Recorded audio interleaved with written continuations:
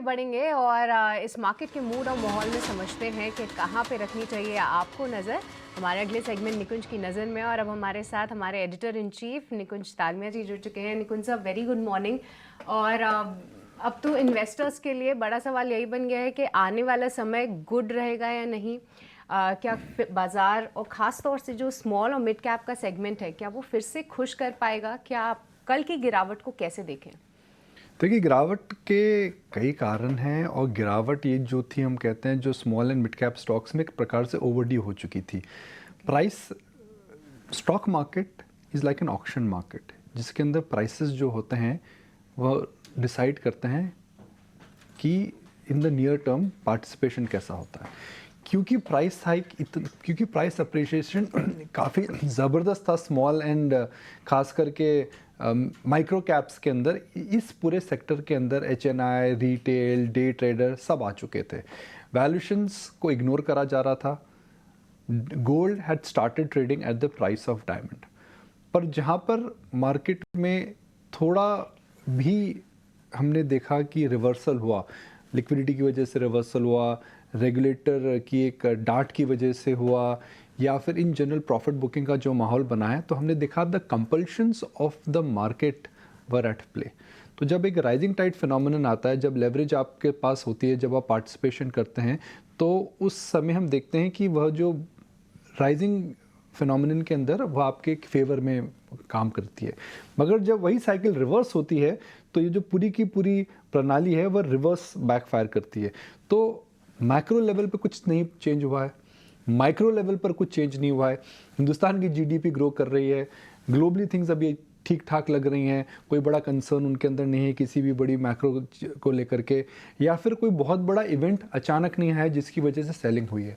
मेरा मानना है यह मार्केट एक करेक्शन के लिए ओवरड्यू था। मार्केट वैल्यूएशंस रिच थे, करेक्शन आया, और करेक्शन जब बुल मार्केट के अंदर आता है वो इतना ज़बरदस्त आता है कि वो भाई अच्छे को हिला देता है। तो पिछले कुछ दिनों में अच्छे इस मार्केट में हिल गए। पर आपका थैंक यू भी करना चाहेंगे निकुंज साहब। देखिए, एटलीस्ट पिछले 1 महीने से जब से मैं मॉर्निंग शो कर रही हूँ, तो तब से मैं आपने गाइडेंस दी है कि अभी भी फ्रॉथ है, बहुत सारे सेगमेंट्स में बच के रहना है, और हम धीरे धीरे देख रहे हैं कि गिरावट बहुत ज़्यादा सिवियर होती जा रही है।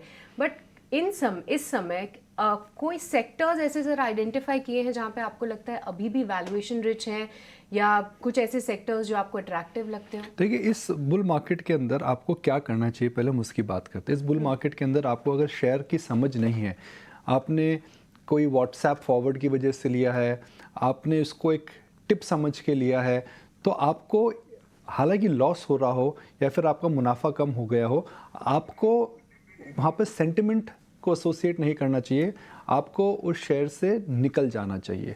दूसरा, मुझे ये लगता है कि ये बुल मार्केट के अंदर जो टेक्निकल सेल ऑफ आया है, जो कैपिचुलेशन स्टेज जिसे हम अंग्रेजी में बोलते हैं, it is nearing its and.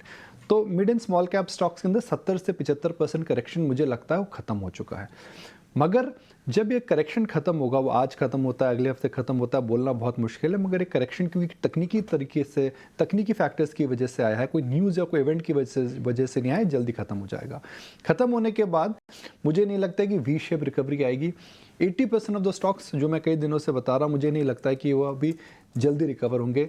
15-20% share जिनके अंदर वैल्यू है, जिनके अंदर ग्रोथ है, जिसके अंदर एचएनआई है, जिसके अंदर हाई रिस्क इन्वेस्टमेंट्स आ रहे हैं, वह मुझे लगता है रिकवर हो जाएंगे।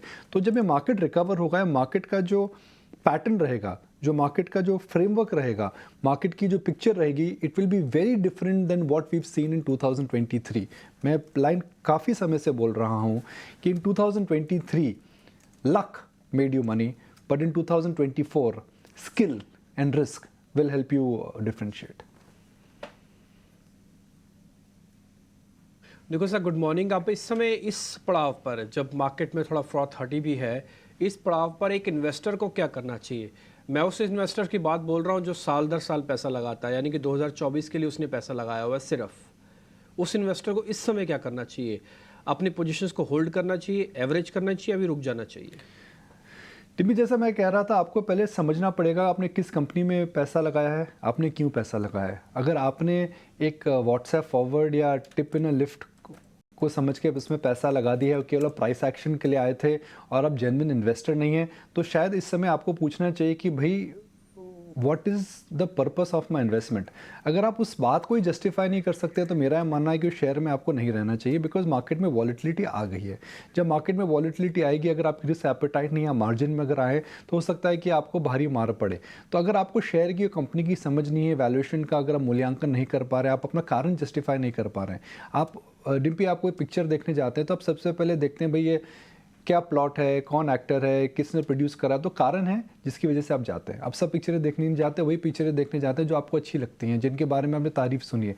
शेयर बाजार is also like that, you are a buyer, ultimately you participating in a business.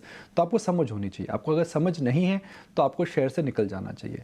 मगर बुल मार्केट जो है ना डिम्पी, वो खत्म नहीं हुआ है। जो मैक्रोज हैं वो अच्छे हैं। हम बात कर रहे हैं वैल्यूएशन की। वैल्यूएशन के इम्बैलेंसेज हो चुके थे, वो वैल्यूएशन के इम्बैलेंस जो हैं वो कम हो रहे हैं। अगर मिड कैप कंपनी जिसमें आपने निवेश करा है, स्मॉल कैप कंपनी जिसमें आपने निवेश करा, आपको 2-3 साल की अर्निंग्स दिखती हैं, तो इस करेक्शन में उसको बेचे ना। बिकॉज करेक्शन दो तरीके आते हैं, time wise correction, price wise correction. Price wise correction आ चुका है, अच्छी कंपनी में थोड़ा बहुत प्राइस वाइज करेक्शन आएगा, मगर कंपनीज में अगर अर्निंग्स रहेंगी और वैल्यूएशंस अगर ठीक ठाक हैं तो मुझे लगता है कि वह आने वाले 1, 2, 3, 4 महीनों में आज के लेवल से और ऊपर ट्रेड करेंगे। तो अगर आप लंबी अवधि के लिए शेयर बाजार में आए हैं, आपको कंपनियों की समझ, आप कारण जानते हैं, तो कोई समस्या की बात नहीं है।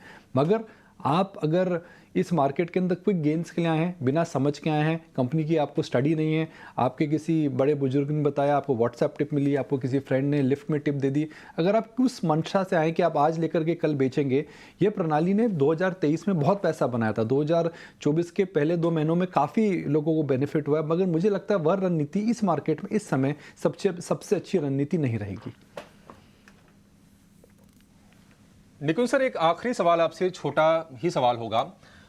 मिड कैप स्मॉल कैप की चपेट में हम देख रहे हैं कि ये लार्ज कैप भी गिरे, वैल्यूएशन करेक्शन वहां भी हो रहा है। तो क्या जिन लोगों को खरीदना था, जो भी बैठे थे कैश लेकर, क्या लार्ज कैप की अपनी लिस्ट बनानी शुरू कर दें? 5-10%, 15% नीचे आने पर कहाँ कोई मौके खोजने की कोशिश करनी चाहिए, या अभी दूर रहें, थोड़ा सा और स्थिर हो जाने दे जाए माहौल? देखिए, ऐसा नहीं है कि इस मार्केट के अंदर बार्गेन्स नहीं है, ऐसा नहीं है इस मार्केट के अंदर अच्छी कंपनियां नहीं है। तो मैं आपको कुछ सेक्टर्स बता देता हूं। मुझे लगता है कि मीडियम टर्म में फार्मा के अंदर स्कोप है आउट परफॉर्म करने का।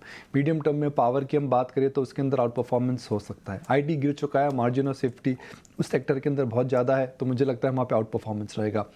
बड़े बैंक्स हैं, उनके अंदर मुझे लगता है आउट परफॉर्मेंस रहेगा। कल आप आईटीसी की बात करिए, कोई सोच सकता था कि आईटीसी जैसी बड़ी कंपनी इतना बड़ा ब्लॉक बैट बेचेगा और वह एकदम फराटे में निकल जाएगा, क्योंकि आईटीसी इस समय मार्जिन ऑफ सेफ्टी दे रहा है और सस्ता है। तो ऐसा नहीं है कि इस मार्केट के अंदर सब चीज़ें महंगी हैं। तो फार्मा एक चीप है, जिसे हम कहते हैं valuations attractive. Large cap banks are looking attractive, large cap IT is looking attractive. कुछ मिड कैप फार्मा अच्छे लग रहे हैं, कुछ मिड कैप पावर कंपनीज अच्छी लग रही हैं। मैन्युफैक्चरिंग के अंदर गिरावट आ चुकी है, हो सकता है वहाँ पर भी आपको ध्यान देना चाहिए। तो मार्केट के अंदर it is not a binary approach, it is about risk management right now. और आपको एक चीज़ तो देखिए क्लियर है कि मार्केट की, हमारी इकॉनमी अच्छी चल रही है, बुल मार्केट इंटैक्ट है, और मार्केट में जो गिरावट आई है वो कारणों की वजह से नहीं है, वो तकनीकी कारणों की वजह से है। जो तकनीकी कारणों की वजह से जब गिरावट आती है अभिषेक, तो हमेशा आपको लेने के मौके मिलते हैं। निकुंज सर, बहुत बहुत शुक्रिया, थैंक यू वेरी मच। आज आपने फिर से टाइम निकाला और काफ़ी अच्छा मार्गदर्शन जिसे हम कहते हैं वो किया, इसके लिए बहुत बहुत शुक्रिया, थैंक यू वेरी मच।